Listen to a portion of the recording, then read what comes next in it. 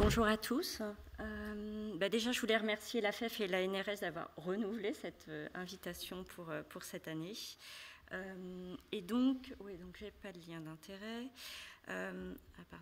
Et donc, ma présentation va être plutôt axée sur la prévention. Donc, je vais vous parler de couverture vaccinale, de dépistage, notamment du nouveau programme de dépistage Mon Test IST, et rapidement du diagnostic des hépatites B aiguës. Alors sur la couverture vaccinale, donc ça c'est l'évolution de la couverture vaccinale chez les jeunes enfants, donc 3 doses à partir des certificats de santé du 24e mois. Et ce graphique juste pour vous... Attendez, excusez-moi, je ne suis pas passée à la bonne. Ce graphique juste pour vous illustrer que ce qui a permis de booster en fait cette couverture vaccinale, c'est deux choses. La première, c'est le remboursement en 2008 du vaccin hexavalent. Et puis la deuxième, c'est l'obligation vaccinale pour les nourrissons à partir de 2018 qui a permis en fait d'atteindre 95% de couverture vaccinale qui est l'objectif de l'OMS et de dépasser ces 95%. Alors là, ce sont des données également chez le nourrisson, mais des données issues du USNDS qui présentent l'avantage d'être beaucoup plus réactifs, puisque là, ce sont des données 2025, donc sur les nourrissons nés en 2023. Le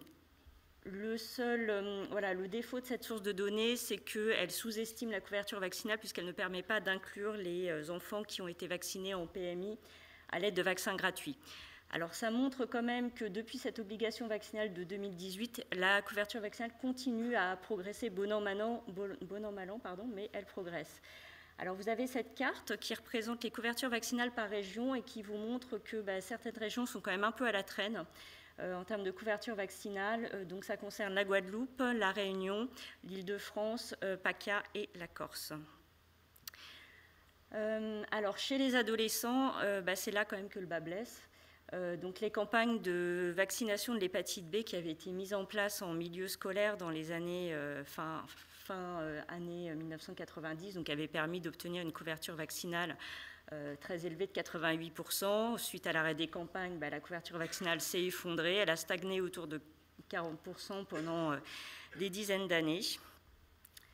Ça, c'est juste une diapo pour vous illustrer. Donc, c'est les données de la déclaration obligatoire de l'hépatite B aiguë. Donc, ce graphique représente donc la répartition par classe d'âge des cas déclarés et par période de 3 ans.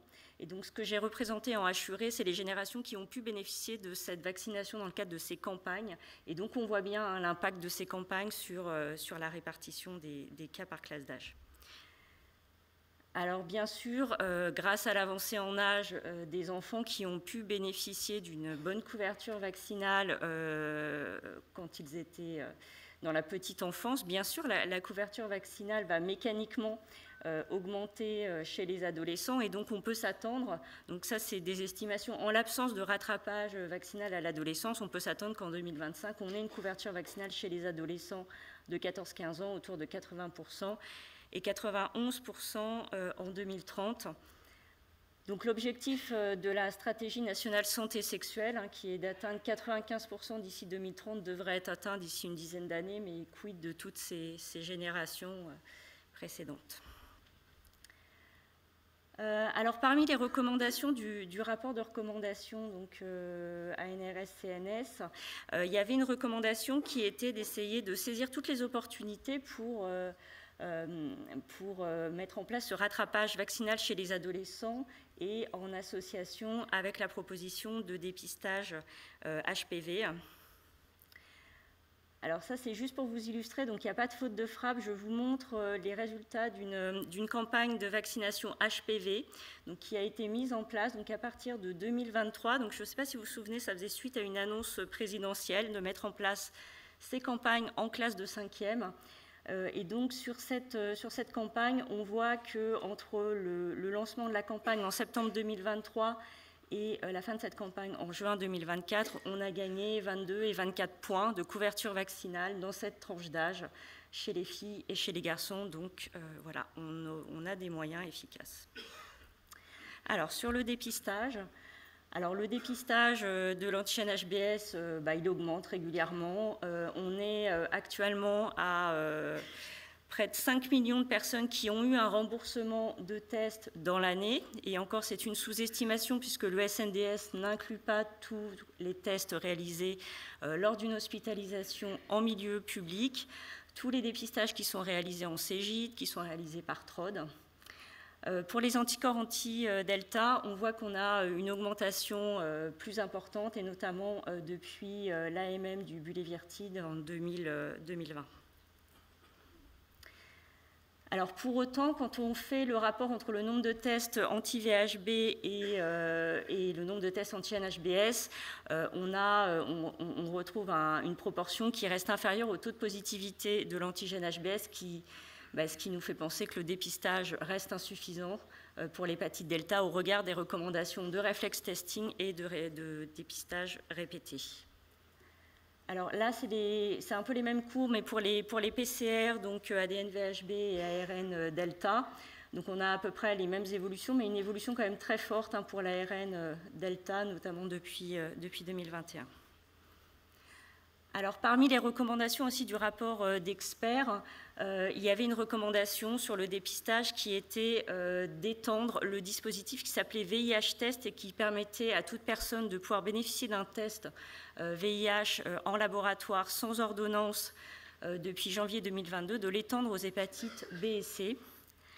Alors c'est presque fait, puisque depuis le 1er septembre 2024, le dépistage de l'hépatite B ainsi que 3 IST bactériennes est possible.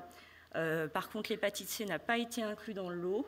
Donc il y a un autoquestionnaire qui documente les antécédents de vaccination. Les 3 marqueurs sérologiques sont réalisés, et si l'antigène HBS est positif, les IgM anti-HBC sont réalisés. Par contre, la sérologie delta n'est pas prévue dans le cadre de ce dispositif. Alors en termes de prise en charge, si pour le VIH on était sur une prise en charge à 100% pour tout le monde, là il y a une limite d'âge, donc pour bénéficier d'un remboursement complet, il faut avoir moins de 26 ans, sinon c'est 60%. Alors là, je vous présente les toutes premières données donc, issues de ce dispositif, donc sur la période septembre 2024 à juin 2025. Vous voyez que c'est un système qui s'est quand même bien mis en place, puisque c'est près de 800 000 tests qui ont pu être réalisés au cours de cette période. Et quand on regarde par rapport à l'ensemble des tests remboursés, ça représente déjà 15% du volume de tests. Donc on a une augmentation là, au cours de la période, et vous voyez que sur juin, on est à autour de 113 000 tests.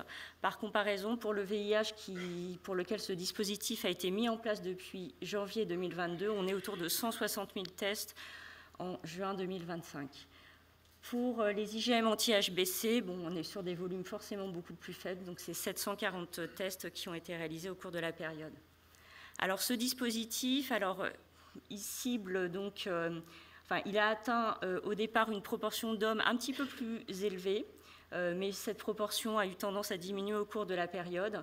Et puis, donc, si la tranche d'âge des plus jeunes, donc ceux pour lesquels le remboursement est complet, était la classe d'âge la plus représentée en début de période, vous voyez que c'est la classe d'âge pour laquelle l'évolution finalement a été la plus faible au cours de cette période, et il représente seulement une personne testée sur 3 en juin 2025.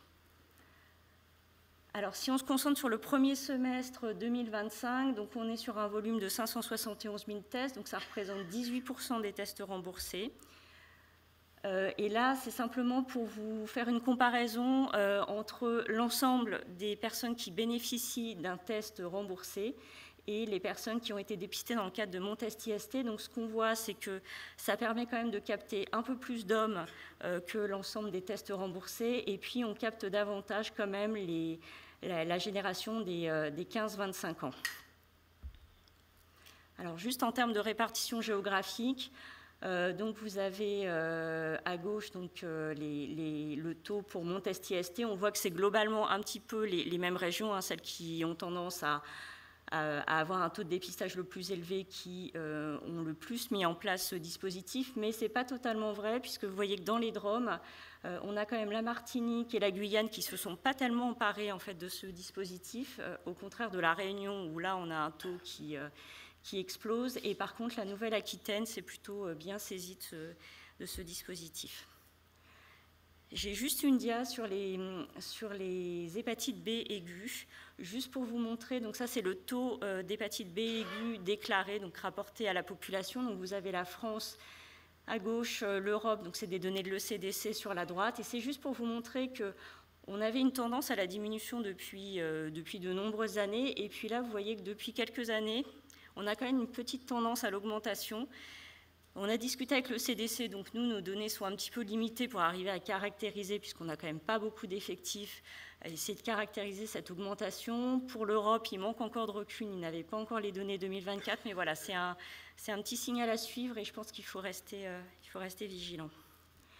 Donc au total, ce qu'on peut dire, c'est que la couverture vaccinale anti-VHB, donc elle poursuit sa progression chez les nourrissons, notamment grâce à l'obligation vaccinale, qu'elle reste insuffisante chez les adolescents et les jeunes adultes, en l'absence en fait de campagne de rattrapage vaccinal. Le dépistage de l'hépatite B, donc l'activité est élevée, toujours en augmentation.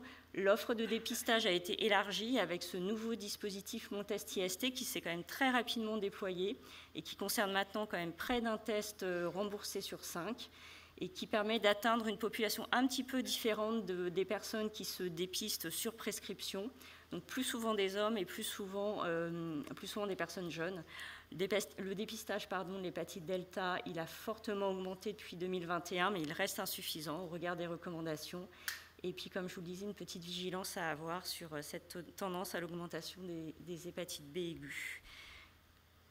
Voilà, ça je la passerai après si j'ai des questions et je vous remercie pour votre attention.